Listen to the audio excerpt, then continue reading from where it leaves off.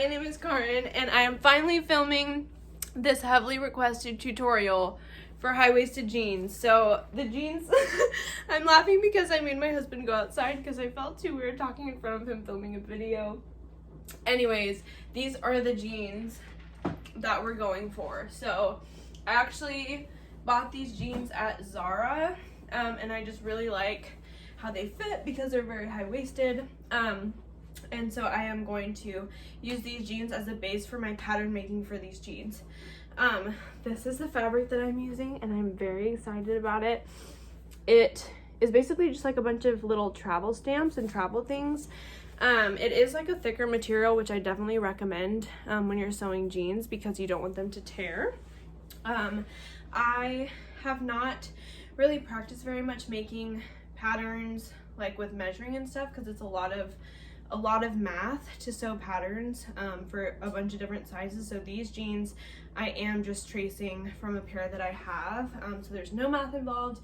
You can do this at home if you have a pair of jeans that you like. So that being said, let's begin.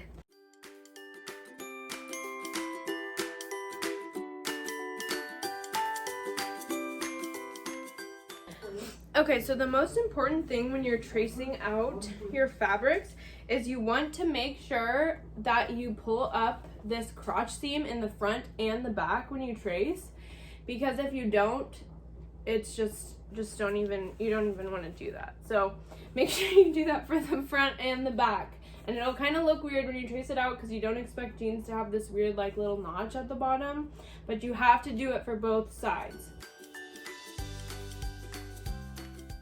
Okay, so then it's time to trace the front. So what's different about the front versus the back? Same thing, you pull this piece forward, but you're going to want to add an extra zipper fly piece.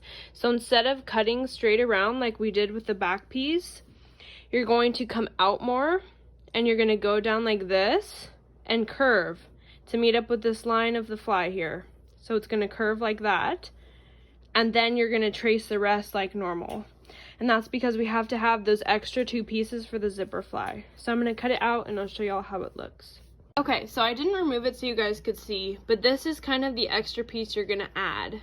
So it's 2 fabrics. I doubled it up, but I just eyeball it and I add to line up with this seam, and then I just trace the rest like normal, making sure that you add at least this much extra around the whole thing so that you have enough room to sew. And always make sure you're sewing with the right sides facing together. Okay, so I pinned it on the back side, but I flipped it over so you can see better.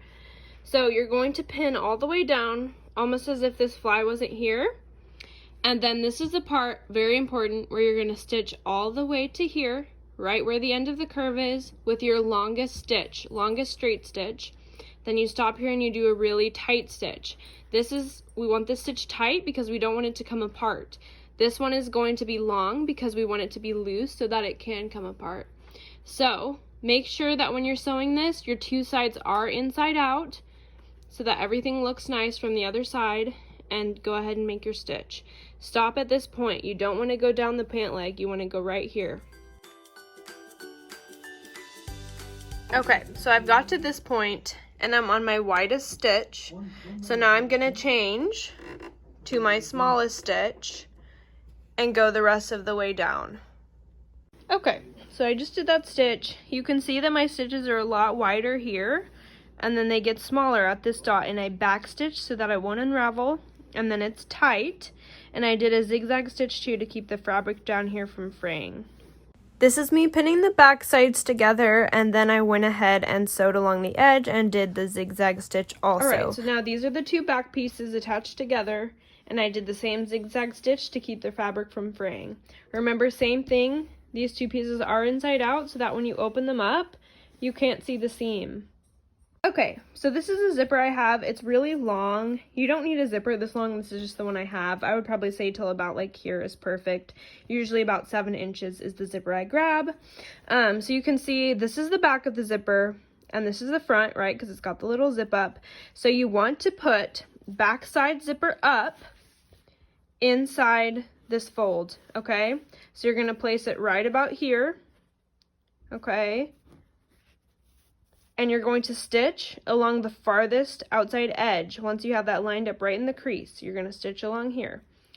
Okay, so now I have the zipper pinned face down, and this is where we're going to sew. Now guys, the most important thing about sewing on the zipper is you want to make sure that you change your presser foot. Now the presser foot is this little foot part on your sewing machine. You want to make sure you have a zipper presser foot. I got mine off of Amazon, and you can pretty much get them anywhere. You'll have to look up, what type of machine you have so you make sure you're getting the right one. But at least for me, I could order mine on Amazon, and this is how it looks, okay? And this allows you to get close to the zipper. It's hard to sew with a regular presser foot because it'll kind of make your stitches wonky, because once you get the zipper, the thick, beaded part that goes together, once that starts to go under the presser foot, it kind of goes off track. So this presser foot, it just makes everything easier for you. Make sure you get it. I'll show you how it looks like on. So I have my normal presser foot on now. This is the presser foot I sew for pretty much everything. It just pulls off like that. And then I'm going to put on my new presser foot. Now it does have, see how the bar has two sides? You could attach it here on that side, or you can attach it on this side. Now you want to line it up where your zipper is going, okay? So let me see where I'm putting my zipper so I know how to attach it. Okay, so for me, I needed it to be on the right side. That way I can get as close to this edge as possible, okay? So that's why this presser foot is so important, because you can't do that with a regular presser foot. Okay, so just see how much closer this presser foot allows me to get to the zipper tubing. And we're going to go all the way down. Can't really see, but now I've done that stitch. And you're going to flip it over, okay? And see how the fabric kind of makes a fold like that? And you're going to sew on top of it so that the zipper stays right side up. So remember, a seam right down here. So this is how it looks with that top stitch. And then literally all you have left to do is flip this piece over so the zipper's facing down again. And you're going to pin along the zipper, this fabric, and this bottom fabric, and flip it over. I'll show you how it looks pinned. So these are the pins from the front, but in the back, this is how it looks. So you've got the zipper, the second piece, and the third piece of fabric. You're sewing through 3 layers. And you're going to sew this time on the front side of the fabric because you want that little zipper fly stitch at the top, and you're going to curve it around so that you have that curve. Now you've got your seam all the way down and it's curved. Now this is the part where the stitches were loose, remember, because they were long. So we're going to seam rip so that we can get to the zipper underneath. Okay, so now it's seam ripped open. And you can see the zipper underneath, and I did cut that extra part off the zipper because I don't need it. Okay, so then cut a piece like this, and you're going to stitch it in half, and that is going to be the fly guard that we're going to sew right along here and tack here. So that's the fly attached to the back, and then you just want to top stitch right along that same stitch you already have.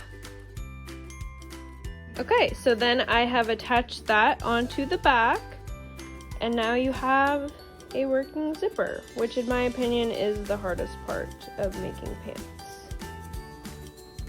So now you have your front piece and your back piece, and you're going to attach them together, right sides together. So I pin everything, but I do like to sew this part first, and then the outside edges. Okay, so this is all the extra fabric that I cut off the ends. That way they won't fray. And now we just have to stitch the outside seams. And this is me pinning one side together so that I can sew it shut. Now we are at literally the best part, which is when you try them on. Now what always happens to me is that they're too loose in the waist when I first make them. So I usually will sew kind of a curve. I'll measure, pin it, and then add a little curve in the waist so that they're nice and fitted. But otherwise, I really like how these fit, so. Okay, so this is what I'm talking about when I say add a curve. I do that to both sides, obviously still inside out, and then we will trim it and do our zigzag stitch. Everything's sewn together. And the best part, you get to flip them inside out. And then I'm gonna show you guys how to attach the waistband. So the key for the waistband is you're gonna wanna make sure that you measure your waist size. So for me, my waist size is about 26 inches. So when I cut my waistband, I'm gonna cut about 29 inches. You want those extra 3 inches. That way you have enough to kind of cover the fly area to attach the clasp. So that's usually what I do, and I'm going to show you how I cut it and how I attach it and then how I sew it on. My waistband, I just cut an extra thick, so like doubly wide piece like this. I fold it over and I do the zigzag stitch on the bottom, and this is going to be the length of your waist with a couple extra inches. Line up the jagged end, the end you sewed up, with the other jagged end, and you're going to stitch along here, because once you flip it over, that gives you a finished edge for the waistband. So remember, the two raggedy sides go together, you line everything up and pin it, and then you're going to sew it. Stitched it on, you can see what I did, and this is where we're going to flip it over. And that is how everything looks flipped over. So now remember, this is where our zipper is, so we're going to add the clasp here so that it stays together. But first I'm going to try them on to make sure they're fitting right. Okay, so these are literally fitting perfect. I'm so excited, and now all I have left is to attach the clasp. So usually I stand with these on to kind of measure where I'm going to position the clasps, and then I hand sew them on. And then don't forget to stitch your leg seam at the bottom, the hem. These are how the clasps look. I bought them at Joann's. And then you're going to start hand stitching them on. You will see there are little loops where you attach the string in. It's really easy. Okay, so now I just need to hem the legs. I did finish sewing on the clasp, and as you can see, they're like this, and they hook in like that. And for the hem at the end of the leg, I usually fold the fabric over twice and I stitch a straight stitch. And there you have it, your own pair of high-waisted pants. Super easy, super fun. Once you do it once, it really does get a lot easier. I love how these clasp, I love how they fit, and you can make them custom to you at home. I hope you guys liked this tutorial. Please subscribe to see more.